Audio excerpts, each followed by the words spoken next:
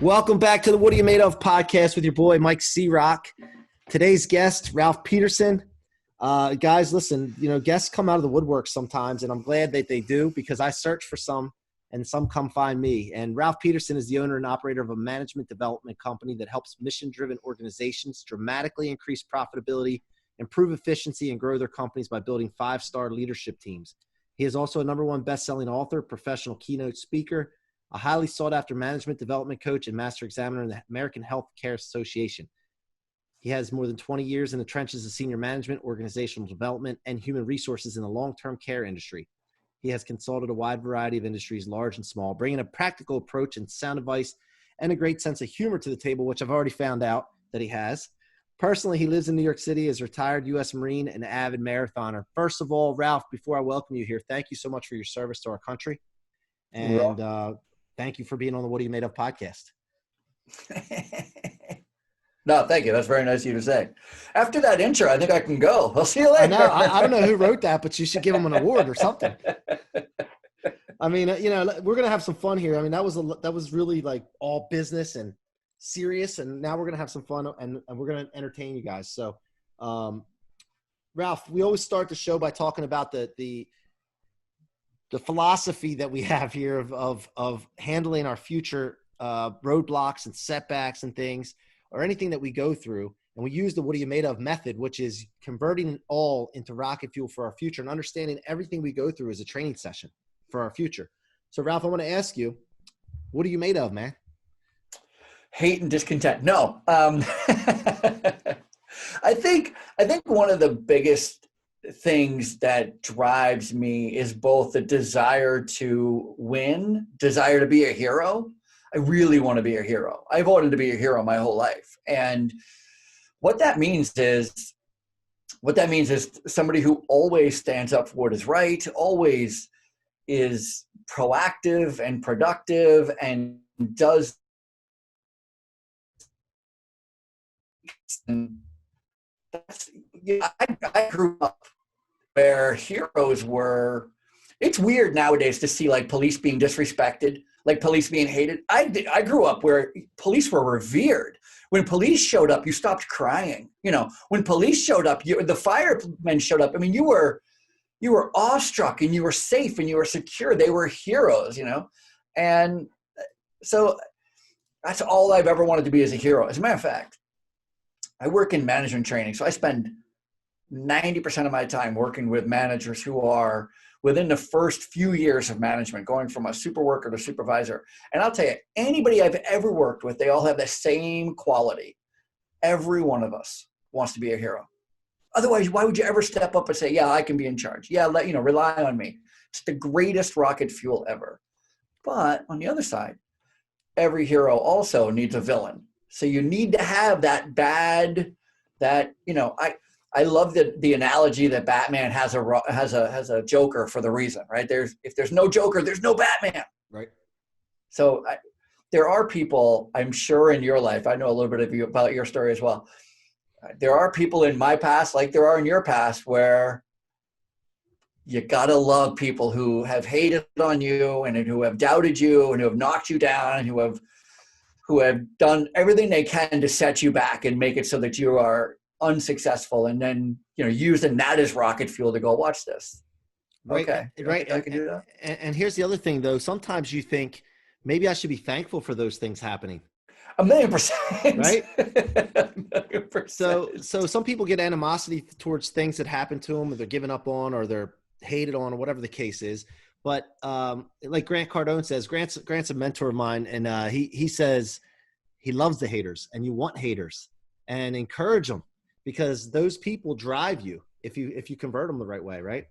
1,000,000%. I've heard him say the same thing, and I'm a big fan of Grant Cardone's, and I agree. I saw him speaking about that in the context of like getting out his own personal message, and then people are like, "Oh my God, could you stop?" And he's like, "I'm just going to do it 10 times more." And I like the idea that he does it 10 times more, because the person who said, "Oh my God, will you stop?" isn't his audience anyway. Right. And he Right. totally recognizes it. He's like, you know what? Let me drown you out. Let me get out of here. You don't even Yeah. believe, I love Yeah, that. it was a friend of his, I think, and he's saying, "Dude, I see you on social media all over. Can you stop already?" or something like that. It's like, no, dude, it's not for you anyway, man. I'm not trying That's to reach right. you. I already reach you. Hey, That's so right. so Ralph, what's the definition of a hero to you? Someone who is always willing to stand up and fight for what is right. Always. Even when it's uncomfortable. And I gotta tell you, I take it to the stupid minute. Like, I'm the type of person who puts his grocery cart back, even if it's raining or snowing, or if I'm in a hurry, or if the grocery cart goes way over there, even if it's when convenient, nobody else is looking, or everybody else is just putting their grocery cart in the middle of the other parking spots. Even then, I still bring it back all the way there. I love that about me. And I'll tell you, I've not always been that way. I I love had to that. decide to be that way. I was like, you know what? A hero, I want to be the type of person who puts his grocery cart back. I want to be the type of person who goes all the way through the grocery store and has an item in his cart that he wanted until the end, and then is not one of those people who just sticks it wherever I'm closest. No, I'm going to walk all the way back around and put it back where I got it. And by the way, nowadays, in most grocery stores, they make you go up one aisle, down the other, up one up because of the coronavirus. Yeah, I So saw the arrows. so Yeah. so when you go in, if you go to backtrack, you got to backtrack through that whole maze. No, but that's a great point. I mean, look, when I try to teach my kids this, is like, try to make things easier for those you're living with. Try to be the most valuable person when you wake up in the morning. Be the most valuable person to your family, to your wife, to your husband, your employees if you're a manager, your employer if you work for someone. If you try to focus on being the most valuable that you possibly can, everything else takes care of itself, and make it easier for the people, like in the loan business, for example.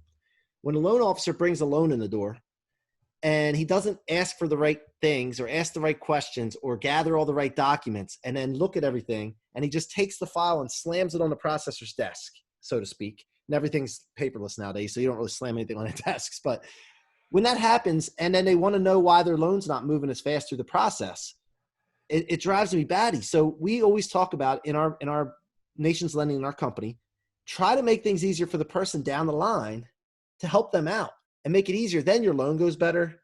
Your life's a lot easier. Everything's better. And so in management, when you're talking to people in businesses, it translates well to any business, right? Absolutely. We're always talking about it in the terms of serve your staff. Make sure your staff have all the time, tools, and the training to get their job done. Because the whole point of being a manager, because it's quite expensive to have a manager. So trust me when I say if we could get away with not having one, we would, right? As a matter of fact, conversely, when staff ask me, how do you get a raise? It's easy. Stop needing so much management. Then, of course, you become really good at your job. And we go, hey, have you ever thought about being a manager? Right, We right. start promoting you up through the ranks. That's how it works. But service really is the difference between a good manager and a poor manager. A good manager knows that your staff has very limited power, very little ability to change something, correct something, make a decision about something. Of course, we want to kind of make that decentralized to try to give them as much of mobility and power as possible. But quite frankly, at the end of the day, the manager still needs to get in there to make sure they have everything they're supposed to have to get their jobs done. Could you imagine a day, and I'm sure you've had this, where you're tasked with doing some type of a project and your boss gives you the project to do and you're gung-ho on it. You can't wait to get it done. You know exactly what you're going to do. And you run into one problem, two problems, one person, two persons, and they stop you or they put a monkey wrench in whatever it is you're supposed to be doing. And where's your boss to help? Nowhere to be found. Well, I mean, easy to find. They're probably in their office playing Candy Crush. But if they were the type of manager serving their staff, they'd be on the floor. They'd find that person, they'd find the problem, and they'd help fix it and keep that guy motivated. If you have somebody in your building or in your organization that's not motivated, I'll tell you, 9 out of 10 times it's because they are not being served by their management team. Yeah. And the other thing I would say is they're not engaged because they don't understand their dreams and purposes and goals for themselves. And they have to have their alignment with the company's alignment. There's got to be an alignment there with the individual. Have you seen that? I want to ask you about that. Like, as far as like, if you have your employees that aren't aligned with what they want out of life and what they want out of their career with what the company's goals are, the conflict there causes problems. And so that can be a lot of the problems with disengaged employees. Am I right?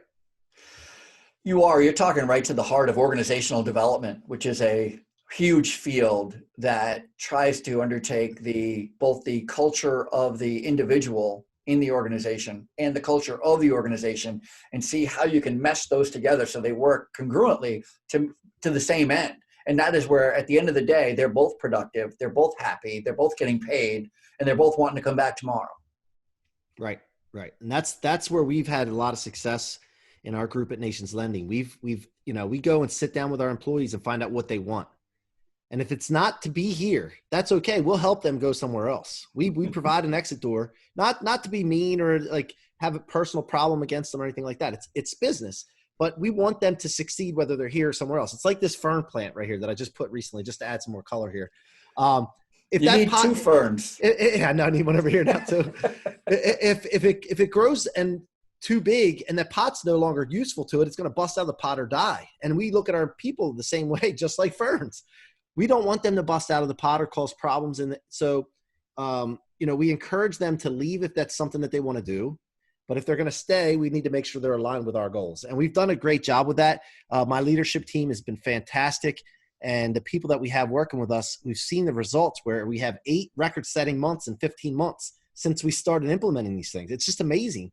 And so what have you seen across the board in different industries with that as well? Well, I like what you're saying. Once you start showing your employees that you care, something magic happens where they start to care about you, right? Like that's quite literally how it happens. If you're just treating them like a laborer or somebody, an expense on the bottom line rather than a human being. It's what's fun about management, especially with a brand new manager, is the manager's intent is to go from A to B.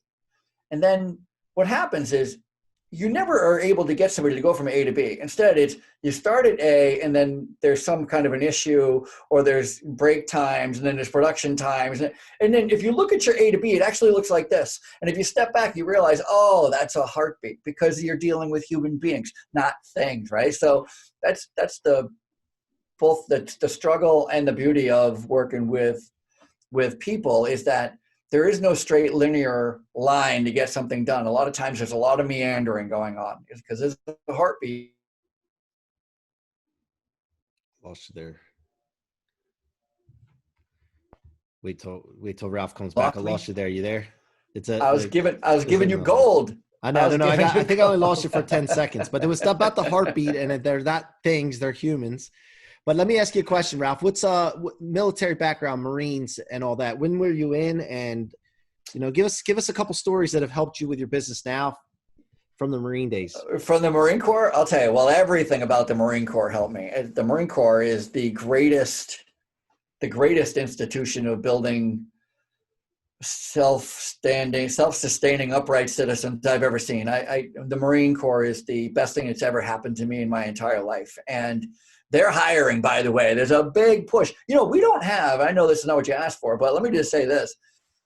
We are nearly in a deficit of young people who are physically fit, who are educated, who don't smoke weed. That's a big problem with our youth right now, is it's so prevalent. You can't be an effective Marine if you're a drug user like that. So we're having a big problem. So Marine Corps is, who else is hiring? I mean, NASA. They're really looking for astronauts right now. I mean, the Navy's looking for people. We have a real shortage of young people who are both in shape and don't smoke pot. So if you know anybody who's in shape, right. It's become such a prevalent thing. And I'm not on one way or the other of it. I'm not going to get into that right now. But except for the fact that I know that when I was in college, I partook, something like that. And when I stopped, I didn't realize how clouded my brain was. When I was doing it, I'm like, in college, hanging out, whatever. And I'm thinking, yeah, man, it's cool. Everybody's doing it. It's part of the thing. Then when I stopped and got into the real world and business and all that, and my mind, the clarity that came upon my mind blew me away. And I'm so irritated with myself that I went through that. So if anybody's listening here that does that and they're younger and looking to be ambitious and maybe create something of themselves, please consider that it does make a difference. It'll steal your ambition. Yeah. Anyway, recruiting over. Join the Marine Corps. Stop being a wussy. So Marine stories. Get back to that. Yeah, the Marine stories. I got to tell you, I have so many great. I've learned so many things while I was in the Marine Corps. One of the things. So I was an 0341. So I was a mortarman, which is a grunt with a huge rocket, which is a lot of fun. And we had a lot of great exercises, a lot of great firing. I mean, I can't tell you how many times I've shot 240 Gulf machine guns. I shot an Abram 1 tank. I shot a TOW missile. Like all this stuff. So super fun. And then I got injured and I broke my back. It was a stupid injury, but they sent me to the regiment. And the regiment is this weird place I didn't know existed in the Marine Corps. The regiment has two different types of people in it. Marines who are just coming into the Marine Corps, just out of boot camp. They just got out of boot camp and they haven't been assigned a unit yet. And Marines who are getting kicked out of the Marine Corps, early discharge, most of them dishonorable for stealing, drug use, fighting, you name the issue. Right. They're coming to the same unit. And it was my job to keep them separated. So my gunnery sergeant said, all right, I want you, every new Marine cannot be influenced, can't even have a single word of hello with any old Marines, because the old Marines are disgruntled and they hate themselves. They're mad they're getting kicked out. They got caught for doing this, that, or whatever. And I'll tell you, it was a challenge to keep new Marines away from old Marines, because once they had 2 minutes to alone, that old Marine would sully that new Marine. All of a sudden, that new Marine's no longer motivated. Right. All of a sudden, that new Marine has got some kind of attitude adopted by this old Marine who's getting kicked out because they made bad decisions. It taught me first of all, every morning we looked at the police blotter to find out what Marines we had to go pick up out of jail. Like that's a legit thing every morning. I guarantee this morning, some gunnery sergeant on some base had to go get Marines out of jail because they got into a fight last night at a strip club. Actually, with the coronavirus, probably not. Yeah, I don't think there's many strip clubs. There might be some underground ones I don't know about, but I think that's out of the question right now. I think that all the strippers have gone to Zoom calls and things. So, but what I wanted to talk about next. Terrible job recruiting. There's no strip club. So let me ask you this on speaking of remote and coronavirus and everything, management. You talked about a manager being like on the floor with someone, watching over, making sure that they don't need help and guiding them and holding them accountable. What have you done as far as your training in regards to being remote and having, because by the way, our company, we all could work remote anytime we wanted to prior to this. So we took 3 days to get everybody remote and running. And we've, like I said, we had 2 best months we've ever had being remote. But so how do you effectively manage your, Just like this, I do with Zoom, with FaceTime. I'm constantly walking with managers. I was doing it prior to this because a lot of management training I do is one-on-one with managers. And a lot of times it'll be the first time they're having to confront an unruly employee or somebody who's disgruntled, or they're going to have to counsel somebody or give them a written warning. And they'd be super nervous about it. And I'd say, all right, put in a headset, just like a wireless headset, call me. I'll put myself on mute. You write up the employee. I'll listen to everything and we'll talk about it afterward. So I have been doing this for a couple of years where I've been just behind the scenes. Nobody even knows I'm there, listening to managers have conversations with staff. And then the manager goes back to their office and we go, okay, how did this work? And how did that work? What was your intent there? What were you trying to get? Because if we were talking about how to build a car, I could bring you to a factory with a machine and we could stamp out motors. We could stamp out engines. If I'm talking about how to manage employees, I got to say, all right, you haven't yet written up an employee for insubordination. So let's go see if we can find somebody to be insubordinate with. Like, let's go push somebody's buttons to see if they can get mad at us enough to where we can write them up. You can't do that. And so for management, it's all theory until it's practical. Right. So, and it's important to talk about it then. Let's talk about different ways people respond, might respond, could respond, and how we'd respond in response to that. And then when you do it, it's a whole eye opener. And so with the remote, it's actually been pretty nice where I just go, let's go see the unit. Let's go on the floor. Let me say this. to that end, I work in healthcare. So I work in long-term care in nursing homes. And so right now there's this huge wave request for hero pay, which is nice. I'm a fan of it. I like the idea of saying to our frontline staff, saying to people who are willing to go into work and work in healthcare right now during this very, very challenging time, here's a couple of extra bucks, right? I really do like that. I think it shows a nice value and everything. The challenge, however, is across the board, so far that I've been involved, they've only been given the hero pay to frontline staff.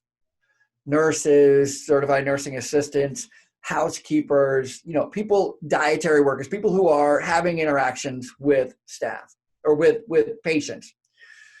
They are not giving it to administrative staff who wouldn't generally be on the units anyway, around any patients anyway, but they're also not giving it to frontline managers. And I think that's a big mistake because my managers are gowning up and going on those units because they have to.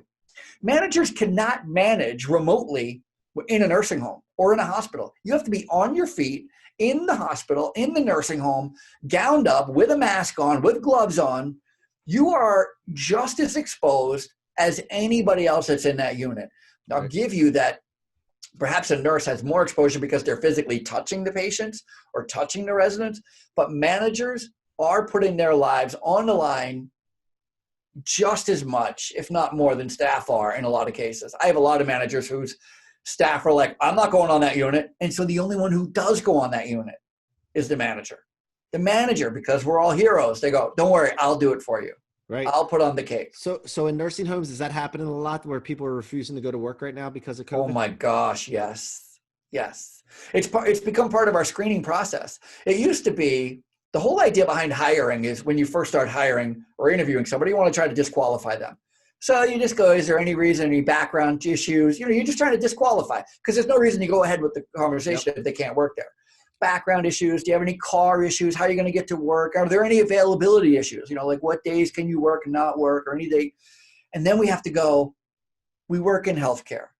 And as healthcare workers, we may or may not run into patients who have the coronavirus.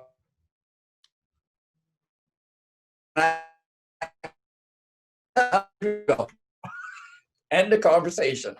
Don't want to work around it at all. We've had staff, when we have the coronavirus in a few of our buildings, a few of the facilities that I work in.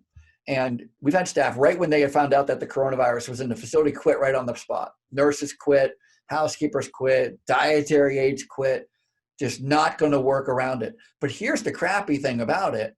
The coronavirus was brought in by an employee.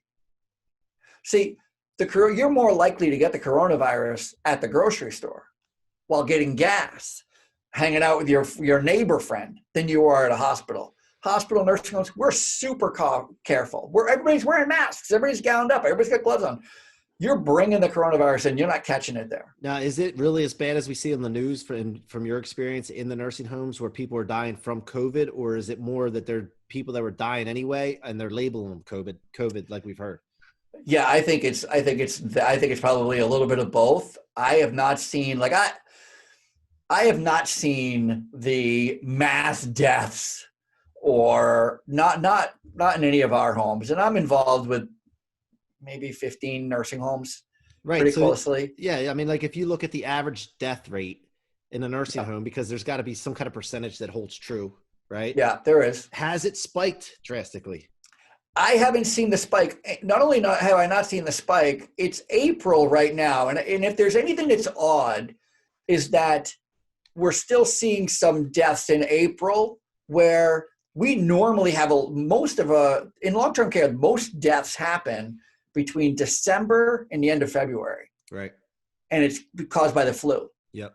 So most people die of the flu in long-term care and that's when the flu breaks out. And then pneumonia and all that, right? Exactly. It's all related. So early December, beginning of November, it depends on when the flu season begins, right up through to the end of February, sometimes into March, with January usually being the end of January, usually being like holy crap, we lost 15 people to the flu this year, in this one building, it's one nursing home. And so to see those kind of things still playing itself out at the end of April. I mean, that's probably the only thing Gotcha. that stands out in my mind. But otherwise, and we're seeing a lot of reduction. I have a home that went from, we thought we had like 9 cases, and then we had 15, and then we were like, okay, let's shut down the entire unit of 40 people. And 3 days later, we had 3 people test positive, right? Like, because we panic at first. We're all like, wait, nobody does anything. Yep. And then the truth is, we really didn't have that many at all. So. No, so Ralph, your reasons for coming on this show today, and why did you have your assistant reach out to me? I always like to ask this question.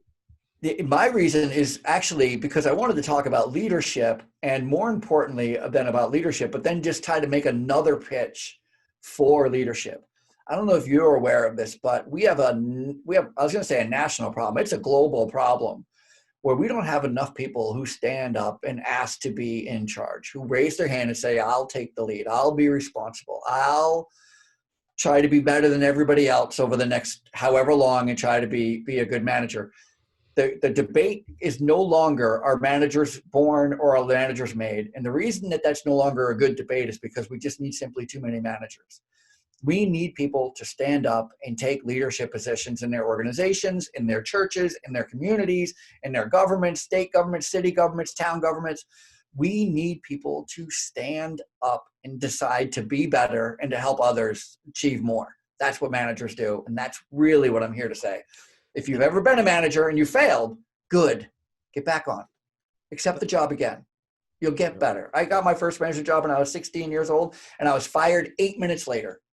Listen, it's how it happens. You make mistakes. God knows. Now, why do you think that we don't have more people standing up to be leaders? I have an idea, and I'll talk about it a lot, but I want to hear your take on it. Why are we having trouble finding leaders and people to step up?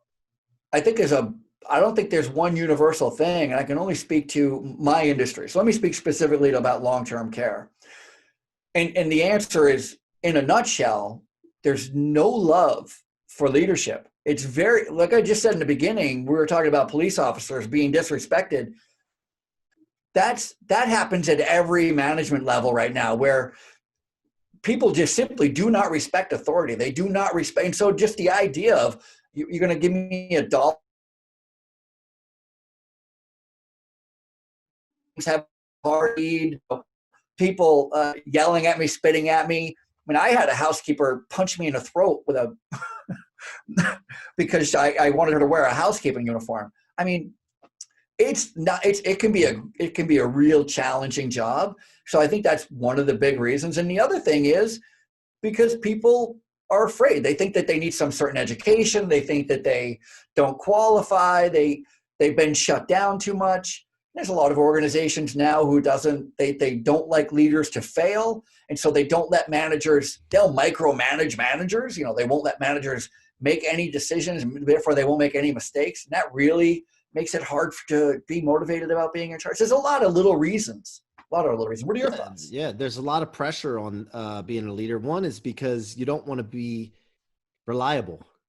People don't want to wake up and have that responsibility because it's risky.